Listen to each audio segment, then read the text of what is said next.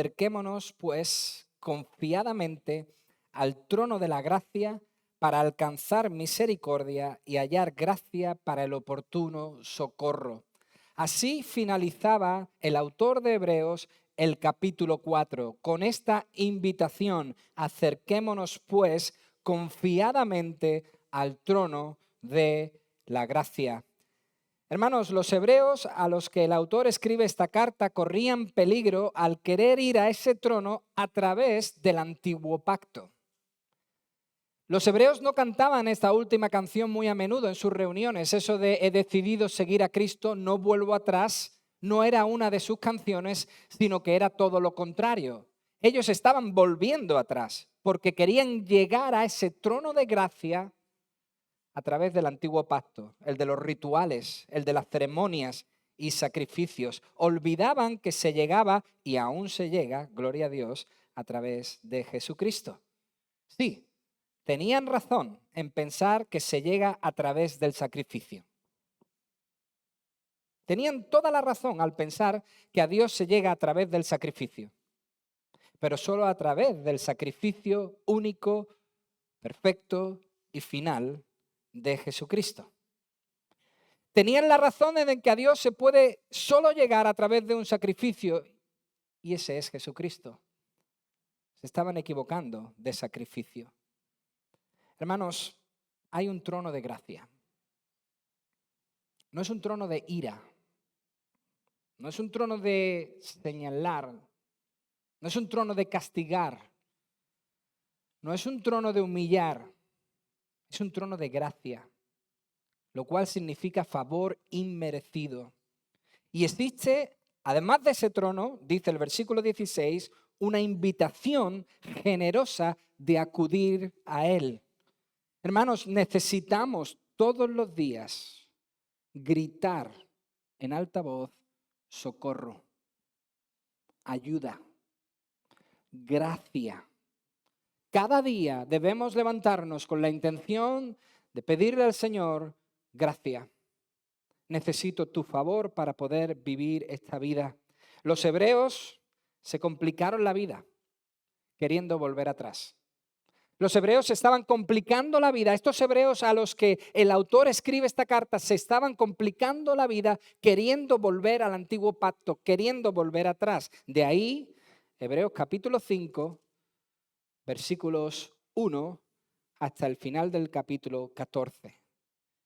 Porque volvían atrás, porque estaban dando pasos hacia el antiguo pacto, el autor de Hebreos escribe ahora estas preciosas palabras, Hebreos capítulo 5, versículo 1. Porque todo sumo sacerdote es escogido de entre los hombres y constituido a favor de los hombres ante Dios, para que presente ofrendas y sacrificios por los pecados.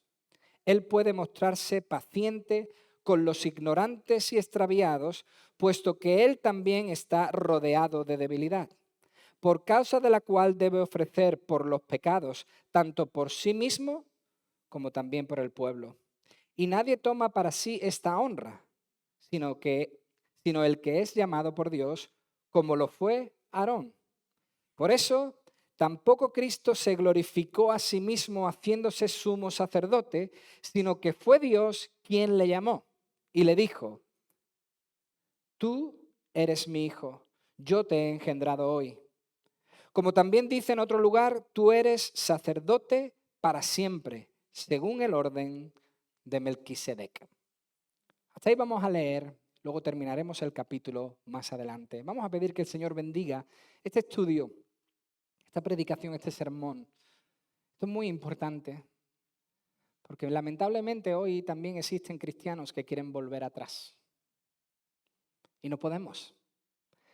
El cristiano está llamado a andar hacia adelante, a perseverar hacia adelante. Vamos a orar y pedimos que el Señor nos bendiga. Padre, muchas gracias por tu palabra. Muchas gracias por este texto tan actual, tan importante. A ti sea la gloria por lo que tú has hecho en tu iglesia, por cómo has abierto camino para que los hombres podamos llegar hasta ti. Muchísimas gracias por tu gran misericordia. Muchísimas gracias por ese trono de gracia continua que se derrama cada día sobre aquellos que la demandan, que la piden, que la necesitan. Gracias, Señor, por tu gracia infinita. Hoy te adoramos y ahora queremos hacerlo poniendo nuestra atención en tu palabra, en tu bendita palabra, en esa palabra que es más cortante que espada de doble filo, que penetra el alma hasta partirla en dos. Hoy queremos que la palabra haga eso en nuestras vidas, que penetre nuestra alma, que selle la enseñanza en nuestro corazón y que la podamos poner en práctica. Por eso interven tú, por tu Espíritu Santo. Te lo pido en el nombre de Jesús. Amén. Venimos hablando en Hebreos de la superioridad de Jesucristo por encima de todos. Hemos hablado que Jesús es mayor y superior que los ángeles.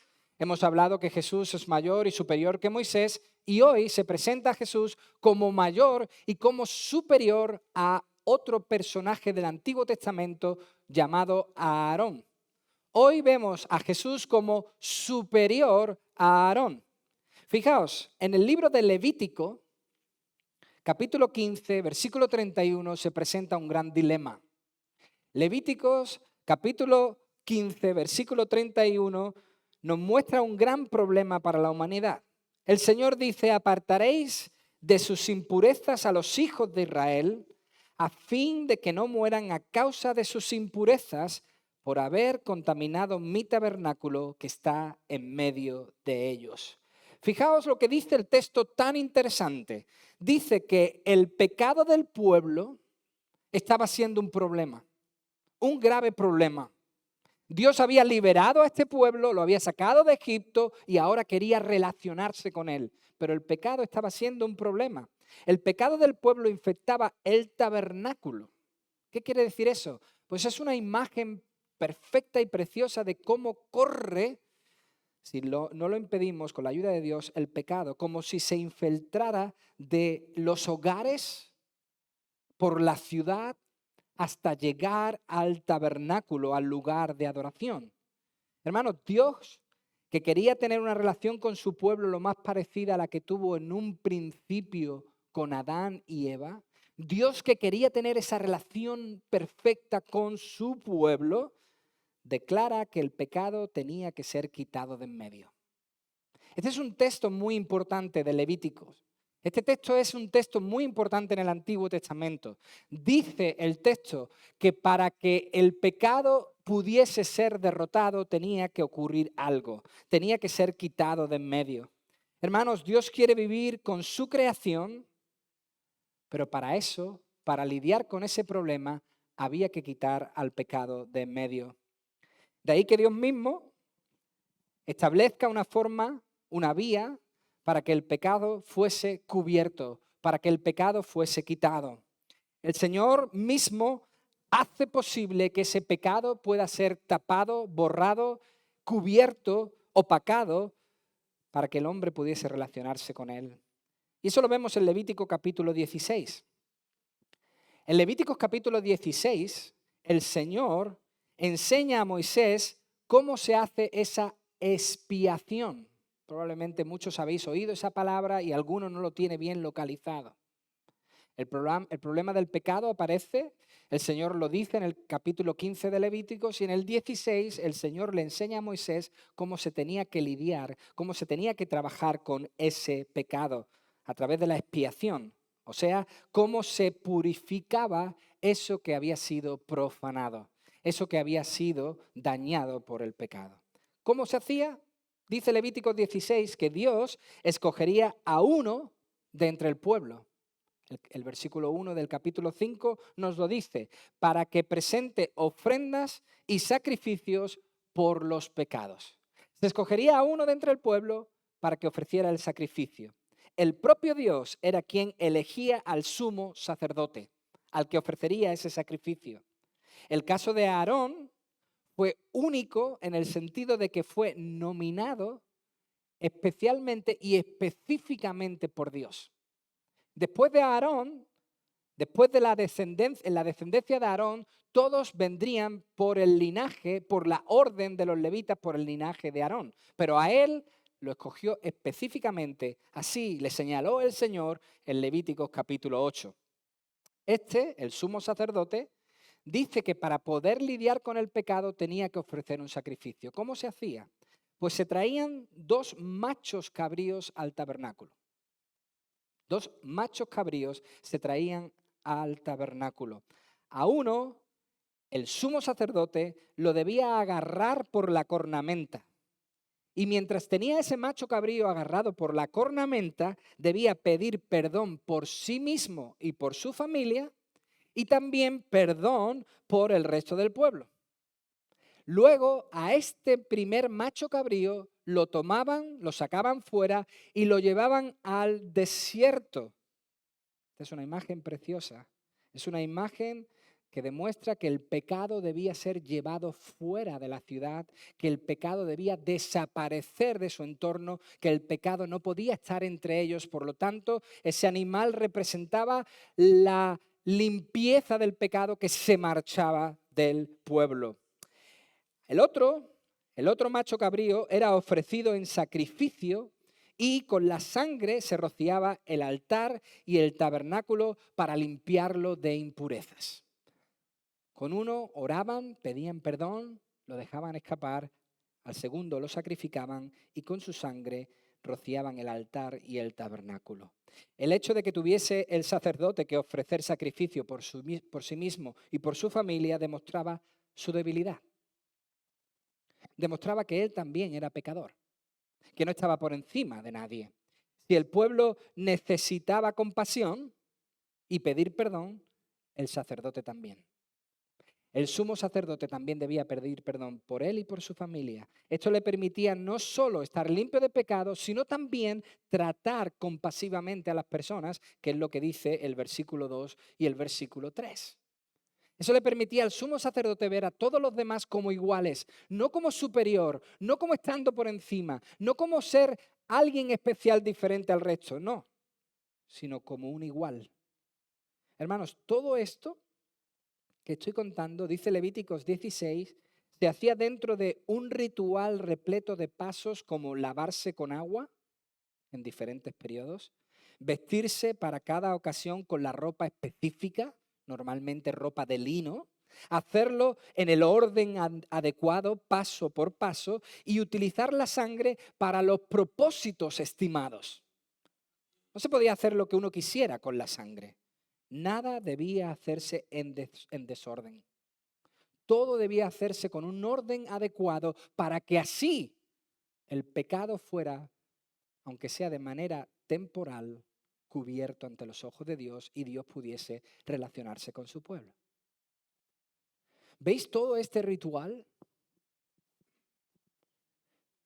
¿Veis todo lo que conllevaba? Pero luego llega Cristo. Luego aparece nuestro bendito Salvador Jesucristo y hace como el primer macho cabrío sobre la cruz. Carga sobre él todo el pecado. Y hace también como el segundo macho cabrío. Derrama su sangre para limpiar todos nuestros pecados. Por lo tanto, Jesús cumplió con todo esto que se necesitaba para cubrir los pecados, pero a la perfección, porque ahora nuestros pecados no son cubiertos, sino limpiados, borrados. Dice la Biblia, lanzados a lo más profundo del mal. ¡Qué maravilla! Pues bien, estos hebreos, a los que se le escribe esta carta, dice el autor que querían volver a Levítico 16. Estos hebreos querían volver a esa forma de acercarse a Dios a través de estos sacrificios. No entendieron que solo se podía ir a través de Jesús. No entendieron que lo de Levítico 16 era simplemente un anticipo de lo que iba a ser, una imagen representativa de cómo Dios limpiaría más adelante todos nuestros pecados. Levítico 16 es simplemente un anticipo, un spoiler, como se dice hoy, de lo que Cristo haría y lograría a nuestro favor como mega, super, sumo sacerdote. Se habían confundido y querían volver a eso. De alguna manera, el autor desliza con suavidad en el versículo 2 que ellos ignoraban lo que Jesús hizo por ellos y por eso se estaban extraviando. Que no habían entendido bien la figura de Jesucristo y quizás eso es lo que les estaba desviando de la verdad. Quizás no les había quedado claro que Jesucristo es el sacrificio perfecto y final. Pero hermanos, esa es la razón por la cual todos nos desviamos. Esa es la razón por la cual la humanidad se desvía, porque ignora la obra de Cristo.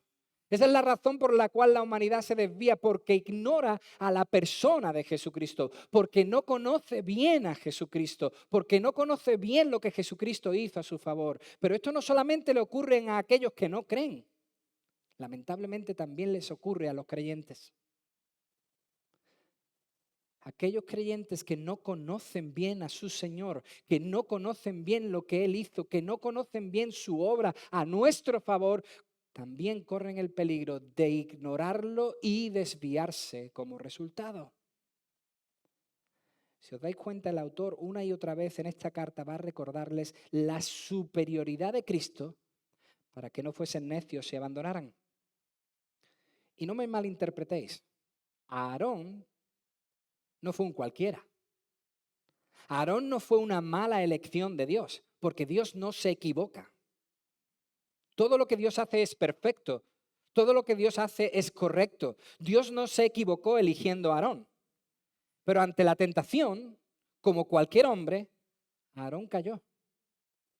Aarón pecó. De ahí que tuviese él que pedir perdón por sí mismo. En cambio, Jesús, que también fue tentado, no cayó. No pecó. Eso dice el capítulo 4, versículo 15. Por eso Jesús es superior a Aarón, porque él, al ser sin pecado, al no conocer pecado, ni una sola vez Jesús pensó ni siquiera en cometer un pecado. Por eso mismo no tuvo que ofrecer sacrificio por sí mismo. No sé si os acordáis, pero desde la cruz Jesús no gritó, Padre, perdóname por todo lo que he hecho. Eso no es lo que Jesús dijo sobre la cruz. Jesús sobre la cruz gritó, Padre, perdónalos, porque no saben lo que hacen. Jesús no tuvo que pedir perdón por sus pecados, pues Él no cometió pecado. Por eso Él es superior, muy superior al sumo sacerdote Aarón. Jesús se ha convertido, hermanos, en nuestro abogado perfecto. No se puede tener mejor abogado, mejor sumo sacerdote que Jesucristo. Eso es lo que Juan, en Primera de Juan, capítulo 2, versículo 1, quiere decirle a sus oyentes. Fijaos lo precioso que le dice Juan a sus oyentes en Primera de Juan 2, 1. Dice, hijitos míos, estas cosas os escribo para que no pequéis. Wow. Tantas vueltas que se le da a este asunto. ¿Cuántas veces vamos alrededor de este asunto? ¿Cuántas veces no sabemos cómo atajar este asunto del pecado? ¿Cómo me podré quitar el pecado? ¿Cómo podré deshacerme de esta lacra? ¿Cómo podré quitarme esto de mis hombros?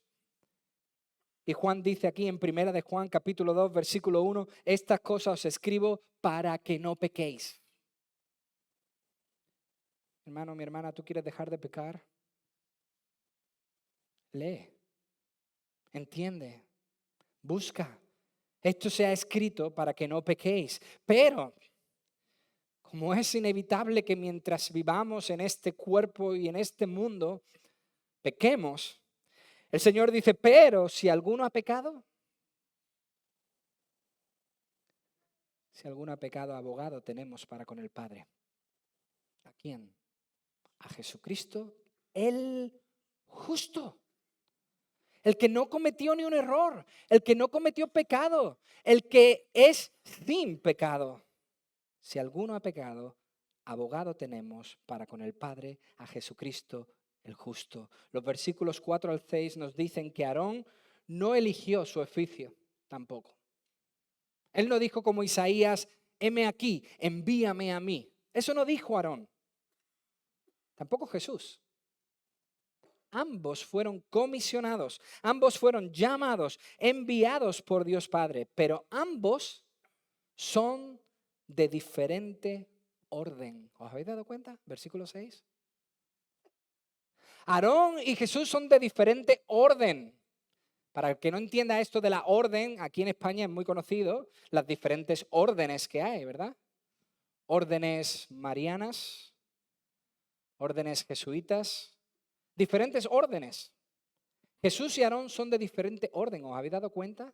Aarón era el primero, pero luego se creó la orden de los levitas, la orden de Aarón. Pero David, en el Salmo 110, versículo 4, no dice que Jesús es de la orden de Aarón. David no dice que Jesús es de la orden de los levitas, sino que dice que es de la orden de Melquisedec. Yo voy a utilizar las palabras de nuestro profesor en teología y voy a decir que más adelante veremos acerca de este Melquisedec, ¿vale? Que nadie se preocupe, que lo veremos, porque va a aparecer no solo otra vez aquí en el texto, sino más adelante podremos desarrollar este personaje que es enigmático porque crea un poco de diferencia de pensamientos entre el cristianismo. Pero dejadme que diga una cosa. ¿Por qué David dice que Jesús es de la orden de Melquisedec? Porque el rey David ve el sacerdocio de Jesús, o sea, el sacerdocio del Mesías, como superior al de Aarón. Por eso no dice que Jesús es de la orden de Aarón, sino que dice que es de la orden de Melquisedec. ¿Y por qué Melquisedec es superior a Aarón? Esto es muy interesante. Melquisedec aparece mucho antes que Aarón. En Génesis capítulo 14. Ahí encontramos una historia, una aventura fascinante. Lot, el sobrino de Abraham, es raptado y a la vez le quitan todas sus posesiones. Abraham se ciñe como un hombre valiente que era y va en rescate de su sobrino Lot. Recupera a su sobrino, recupera todas sus posesiones, destruye a todos esos enemigos y dice Génesis 14, 18 que ofreció ofrendas a Melquisedec, rey de Salem y sacerdote del Dios Altísimo. ¿Oh? Pero si los sacerdotes se formaron después, ¿cómo que este era sacerdote del Dios Altísimo? Eso es lo que veremos más adelante. Lo que nos interesa es por qué David llama a Jesús, al Mesías, de la orden de Melquisedec. Por dos cosas. Porque Melquisedec era rey de Salem. Salem es paz, de lo que luego vendrá Jerusalén. Por lo tanto, rey de paz. Y Melquisedec, ese nombre significa rey de justicia. Por lo tanto, Jesús es superior a Aarón, a ese sumo sacerdote, porque ese Mesías, ese Cristo que vino es rey de paz y rey de justicia. Por eso David, sabiamente, inspirado por el Espíritu Santo, elige la orden superior. Es como cuando en el fútbol, y perdonadme el ejemplo, se ve a un grupo de niños jugando y dice, este es muy bueno, este es muy bueno, este es Messi. ¿Verdad? Cristianos nunca dicen, siempre dicen, este es Messi. Porque es superior, porque destaca. Pues David en su pensamiento está diciendo, ¿es sacerdote de qué orden? Pues de la orden de Melquisedec, rey de paz y rey de justicia. Claramente, hermanos, lo que quiero decir es que el autor les está animando a estos oyentes a ir por la vía de Cristo. Que no fuesen necios, que siguiesen la vía de Cristo. Les está invitando a seguir con Jesús, a permanecer junto a Él porque Él es superior. Hermanos, todo el capítulo 5 de Hebreos es una imagen de ir hacia adelante. Pero no solamente el capítulo 5 de Hebreos, sino todo el Nuevo Testamento. Casi todo el Nuevo Testamento es así. Tú lees el Nuevo Testamento y te das cuenta que está compuesto por los evangelios, el libro de los Hechos y luego un montón de cartas escritas a creyentes, por supuesto con diferentes dinámicas y temas, pero el general es animar a esos creyentes a seguir adelante en el camino de Cristo. Todas las cartas están escritas con esa intención, que los creyentes no abandonasen, no dijesen, me vuelvo atrás, sino que cantasen, he decidido seguir a Cristo, no vuelvo atrás. Todas las cartas están escritas con ese propósito, por eso Hebreos capítulo 5 tiene ese propósito. Hermanos, sigamos a Cristo, pero no de cualquier forma. Sigamos a Cristo con el método de Cristo. Esto es lo interesante de este capítulo. Sigamos a Cristo para llegar a ese trono de gracia, para disfrutar el favor de Dios, pero del modo de Cristo. ¿Y cuál fue su práctica constante que le llevó a una obediencia perfecta? Que llevó a Cristo y le capacitó para llegar hasta el final, versículo 7. Dice, y Cristo, atentos, este ya no es Aarón, sino Cristo, el Mesías, Jesús. En los días de su vida terrena ofreció ruegos y súplicas con gran clamor y lágrimas, ruegos y súplicas con gran clamor y lágrimas al que lo podía librar de la muerte, y fue oído a causa de su temor reverente. Y aunque era hijo, a través del sufrimiento aprendió lo que es la obediencia. Esto es muy interesante. Esta es una de las cosas que Cristo tuvo que hacer, aprender a obedecer. Dios aprendiendo a obedecer. Esto es una humillación tremenda, pero Cristo estuvo dispuesto. Y habiendo sido perfeccionado, vino a ser autor de eterna salvación para todos los que lo obedecen. Y fue declarado por Dios sumo sacerdote, otra vez, según el orden de Melquisedec. Acerca de esto tenemos mucho que decir, pero es difícil de explicar. ¿Por qué?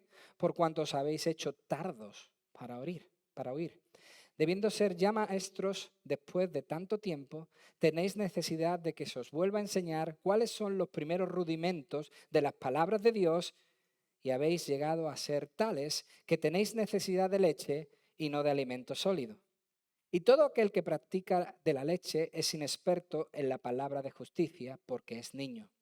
El alimento sólido es para los que han alcanzado madurez, para los que por el uso también tienen, los sentidos ejercitados en el discernimiento del bien y del mal. ¿Qué cosa hacía Cristo? Oraba. Oraba. ¿Qué cosa nos invita también el texto a hacer? Leer la Biblia. Oh, esto es muy básico, Iván. No, no es básico. Esto es lo que hay que hacer.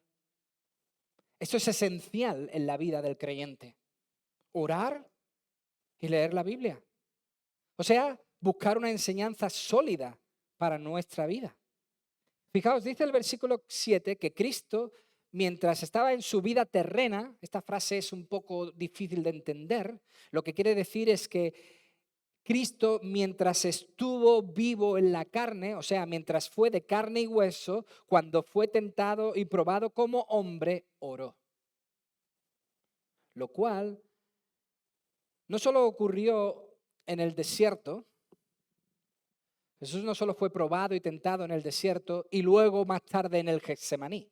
Jesús no fue simplemente probado y tentado al principio y probado y tentado al final. No, hermanos. Esos son solo dos de los duros momentos que Jesús vivió. Quiero deciros que Jesús, durante toda su vida aquí en la tierra, clamó por liberación. Era una constante en su tiempo de oración, seguramente. Fijaos, los fariseos lo probaban constantemente para intentar encontrar errores en él. Los fariseos le tendían trampas para ver si Jesús caía en una y decían, te pillamos. Una vez intentaron apedrearle, nos dice Juan capítulo 10. Querían matarle a pedradas. También intentaron despeñarle, tirarle por un acantilado, nos dice Lucas capítulo 4, pero con la ayuda de Dios salió de en medio de ellos sin que le tocasen un pelo. Y matarle en numerosas ocasiones. Juan capítulo 5, Juan capítulo 7, Marcos 14, 55 dice que querían darle muerte, pero no hallaban cómo hacerlo. Esto sin olvidar que Jesús nada más nacer tuvo que huir a Egipto porque Herodes quería matarle. Y por supuesto, el ataque final fue cuando le llevaron a la cruz. Pero en ese momento Jesús no actuó como en el resto de las ocasiones. Por eso le dijo a Pedro, Pedro, ¿tú no sabes que yo puedo orar a mi Padre y Él mandaría una legión de ángeles? Pedro, he estado orando mucho tiempo para que el Señor me ayudase y me ha ayudado. Pero ahora, Pedro, no. Ahora no hay que orar por eso. Ha llegado el momento. Hermanos, su vida no fue fácil en ningún momento. La vida de Jesús no fue sencilla. Pero ¿sabéis qué? La disfrutó. Mientras estuvo aquí, Jesús vivió una vida plena. Jesús vivió una vida de disfrute. La disfrutó tanto que incluso algunos le acusaban de bebedor y comilón. Jesús disfrutaba tanto de la compañía de los suyos, disfrutaba tanto estar con la gente, que iba de casa en casa y evidentemente aquel tiempo la zona de Palestina parecía más bien el sur de Andalucía, donde todo el que va a una casa le ponen ahí platos y platos de comida. Pues así iba Jesús, como de casa en casa disfrutando de la comida de uno y de otro y decían, este nada más que hace comer y beber, es un vividor. Tanto disfrutaba la vida Jesús. Pero aunque la disfrutaba, hermanos, esto es muy importante, aunque Jesús disfrutaba la vida, aunque Jesús disfrutó plenamente de su tiempo aquí en la tierra, su deseo de vivir fue siempre inferior, muy inferior a su deseo de hacer la voluntad del Padre. Por mucho que le gustase la vida, él quería hacer lo que el Padre le pedía. Hermanos, Jesús solo quiso morir porque era la voluntad de Dios, porque era la única forma en la que los hombres podíamos acercarnos al trono de gracia. No porque Jesús dijese, chicos, en el Getsemaní se levantase el Señor y dice, chicos, atentos, esta es la mejor parte de la historia, aquí es cuando yo doy mi vida, ahora me van a dar unos latigazos y entonces luego iré a la... No. Jesús no quería morir. No. Solo lo hizo porque el Padre se lo ordenó. Pues era la única forma en la que tú y yo podíamos ir al trono de gracia. Por eso dijo Jesús en Juan 18, nadie me quita la vida. Que nadie piense eso, sino que yo la doy de mí mismo. Yo de mí mismo la pongo, tengo poder para ponerla y tengo poder para volverla a tomar. Este es un plan de Dios. Por eso, por esa actitud, el Padre escuchó el clamor del Hijo. Por ese carácter, por esa actitud total de abandono a su voluntad, el Padre oyó su oración. Dice el comentarista Georges Guthrie, Jesús no fue nombrado sumo sacerdote en virtud de su relación con Dios. O sea, Jesús no fue nombrado sumo sacerdote a dedo, por enchufe, porque era el Hijo del Padre. No. Jesús fue nombrado sumo sacerdote, dice Georges Guthrie, por su sufrimiento, su tenacidad y su obediencia. Por eso es nombrado sumo sacerdote. Jesús oró siempre para seguir adelante en obediencia hacia la cruz. En definitiva, la oración fue su gran aliada. Cuando venía la persecución, cuando venía la prueba, la tentación, él oraba y seguía adelante, incluso quitándose a los suyos del medio. Pedro, eres un estorbo ahora, Pedro. Instrumento de Satanás ahora, Pedro. No te pongas delante, Pedro. Voy hacia un camino que tú no conoces. Hermanos, la oración fue la gran aliada. ¿Por qué? Porque la oración cambia las cosas. Sí, la oración hace las cosas mejores. Sí, por eso oramos. Porque creemos, como creyó el propio Señor Jesucristo, versículo 7, que alguien nos puede salvar. Por eso oramos. Porque entendemos que hay alguien que nos puede ayudar, que hay alguien que puede cambiar las cosas, que hay alguien que puede cambiar los cursos. Jesús aprendió a través del sufrimiento. Quizás estos hebreos debían hacer lo mismo. Y no es que Jesús no fuera perfecto antes, no nos confundamos en el versículo 9. No es que Jesús no fuese perfecto y con su muerte se perfeccionó, no. Sino que a través de su muerte sacrificial pudo ser sumo sacerdote perfecto. Eso es lo que quiere decir esa frase. O sea, cumplió el perfecto rol del sumo sacerdote, porque murió por nosotros. Esto es muy interesante, porque Cristo es a la vez sumo sacerdote y sacrificio. Él se llevó a sí mismo a la cruz. Él se presentó a sí mismo como si el sacerdote llevase un cordero al sacrificio. Por eso hoy Él es el único que puede quitar el pecado. Por eso dice el versículo 9 que Jesucristo es autor. En el griego original esta palabra autor es fuente. Jesucristo es fuente de eterna salvación para todos los que lo obedecen. Más concretamente, para todos los que continúan obedeciendo, para los que están confiando en su voz, en su palabra. Porque hermanos, no solo nos podemos apoyar en la oración, sino también en la palabra de Dios. El problema para estos, versículo 11, era que se habían hecho tardos para oír. Esta es una frase muy interesante. Esto no quiere decir que la noticia le llegó tarde. Esto no quiere decir que el wifi no le funcionaba. Esto no quiere decir que se le había estropeado la fibra. No, no, no, no, no, no. Ser tardo para oír no es un problema del oído. Es un problema del corazón. Ellos no habían cerrado su oído. Las palabras llegaban al oído. Lo que habían cerrado era el corazón. Hermanos, el oyente no está intentando escuchar lo que Dios quiere decir. Eso es lo que significa ser tardo para oír. El oyente no está escuchando lo que Dios quiere comunicarse. Por eso dice el capítulo 4, versículo 7, si oís hoy mi voz, si oís hoy su voz, no endurezcáis vuestro corazón. Eso es ser tardo para oír. Además, os digo una cosa muy importante. Ser tardo para oír es lo que puede impedir lo que hemos dicho anteriormente. Proverbios capítulo 28, versículo 9. Permitidme que lo lea en la versión de la palabra, perdón, de la Biblia de las Américas. Fijaos lo que dice la Biblia de las Américas, Proverbios 28, 9. El que aparta su oído para no oír la ley, el que es tardo para oír la palabra de Dios, su oración también es abominable. ¿Veis la conexión entre oración y la palabra de Dios? Dice el versículo 12, el autor, es difícil, Hebreos, explicaros ciertas cosas. Qué interesante. Porque no estáis donde debéis estar espiritualmente. Es difícil, Hebreos, que entendáis ciertas cosas porque no estáis espiritualmente bien. Voy a tener que daros carne. Aunque os va a costar digerirla, voy a tener que daros carne. Eso es lo que quiere decir el texto original desde el versículo 12 hasta el final.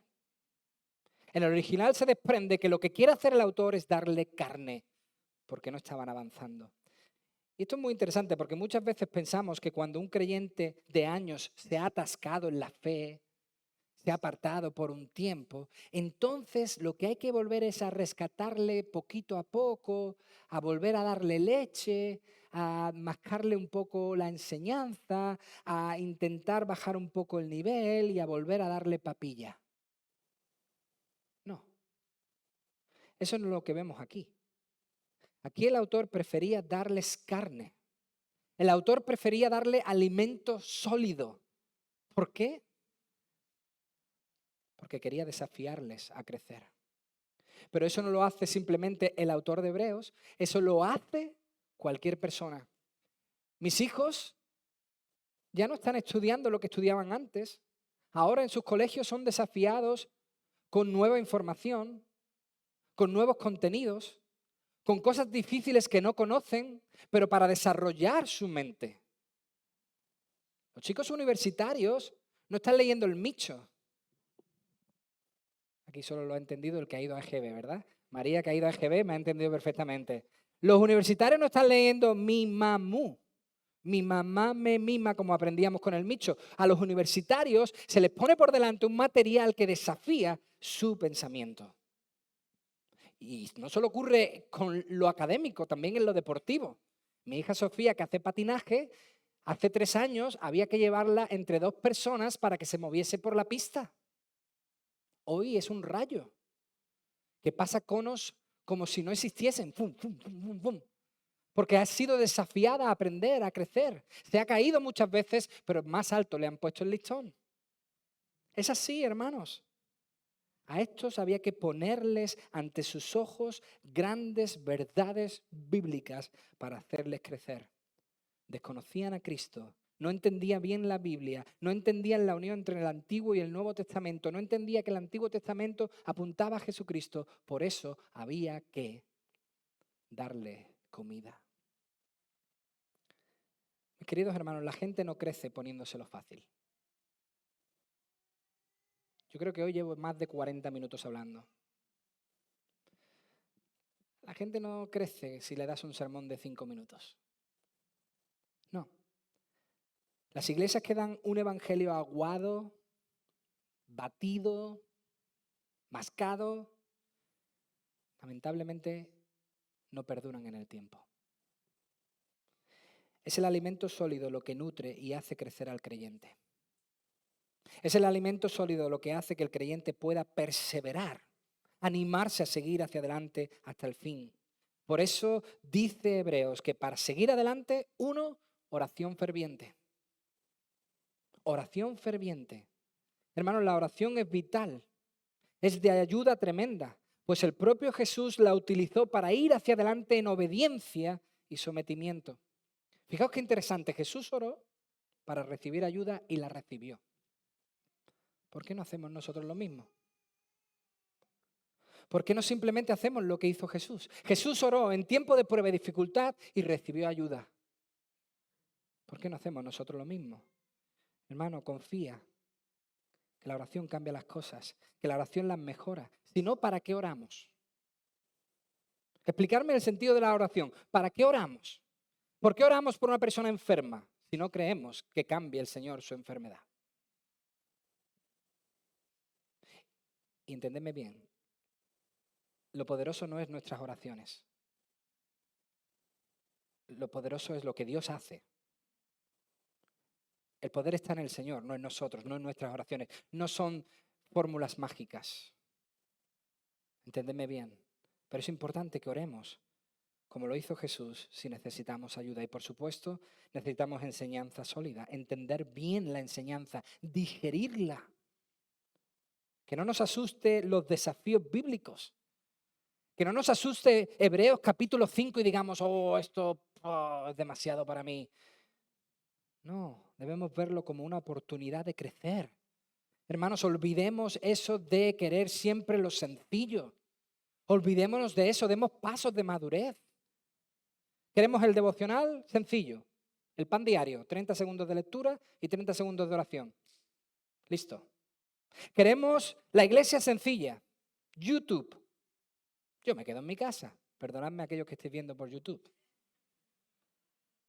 Yo me quedo en mi casa. Bueno, si alguno lo está viendo por YouTube, porque la costumbre es decir, empieza a las 11, como está en YouTube, lo veré luego para comer. Y cuando uno está comiendo, se va quedando dormido y dice, bueno, le voy a dar al pause y luego lo veo más tarde. La iglesia es lo más sencillo. YouTube, llévame a la casa. La ofrenda, el 10%. 9,9 vale. Ahí. Los cultos, 1 y punto. Hermanos, los jueves aquí hay culto. No es reunión de hombres, no es reunión de señoras, no es reunión de jóvenes, no es reunión de matrimonio, es culto al cual todos nosotros estamos convocados. Es un culto como el de hoy, los jueves, pero lo queremos sencillo. Dame el domingo por la mañana, termina a las 12, que luego tengo prisa. Hermanos, esto solo ha llevado a las iglesias a estrategias. Ha debilitado tanto a las iglesias que ahora las iglesias solo presentan estrategias y no la palabra de Dios. ¿Tu matrimonio te va mal? 5 pasos para mejorar tu matrimonio. ¿No estás bien con tus hijos? 12 pasos para arreglar tu relación con tus hijos. Y presentamos estrategias y estrategias, estrategias. Y por favor, no es una crítica hacia las estrategias. Tienen su espacio.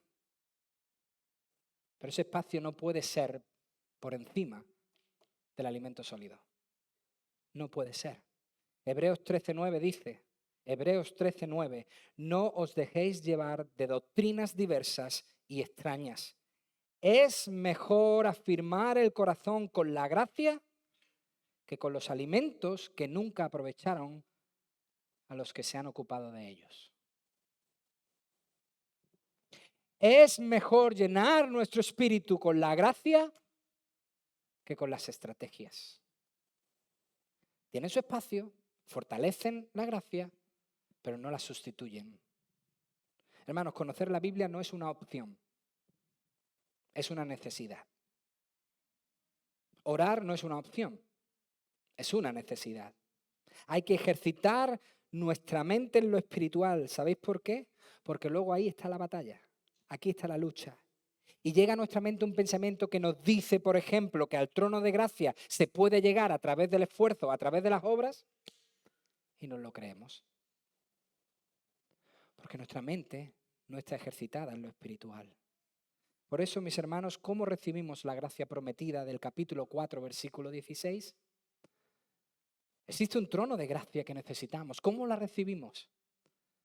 Pues gracias damos a Jesús, a nuestro Señor Jesucristo, porque podemos acudir libremente a Él cada día. Ya no hace falta un sacerdote humano, ya no hace falta un ritual enorme, sino solo Cristo. Únicamente Cristo. Él lo hizo y lo hace todo por nosotros.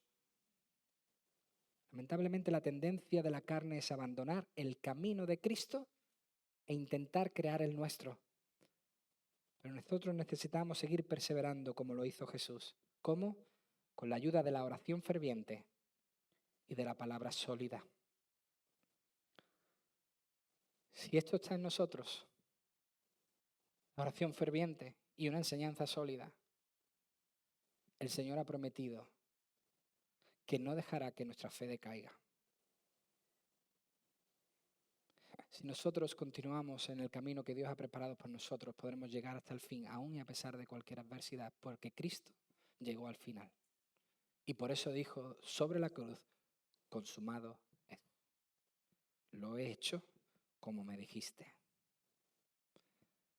Quiera Dios que nosotros podamos decir cada día, Señor, aquí me agarro en oración a ti y en sometimiento a tus palabras. Padre, muchísimas gracias. Muchas gracias por tu Hijo Jesucristo, a quien debemos todo lo que somos, todo lo que tenemos y todo lo que vamos a disfrutar en la eternidad. Todo lo que ya estamos disfrutando en nuestra andadura como cristianos, se lo debemos a Cristo. Es solo por Cristo, es solo para Cristo. Muchísimas gracias, Señor, por haberlo entregado a nuestro favor. Hoy tenemos un sumo sacerdote perfecto, que puede llevarnos a ese trono de gracia al que podemos acudir libremente para pedir ayuda en el momento de debilidad, en el momento en el que podamos desviarnos. Muchas gracias, Señor. Muchas gracias. Alabado seas. Yo quiero pedirte, Señor, que tú nos ayudes a comprender estas lecciones básicas, que podamos ahora madurar, digerir bien estas palabras y llevarlas a la práctica. Señor, ayúdanos por tu Espíritu Santo. En el nombre de Jesús. Amén.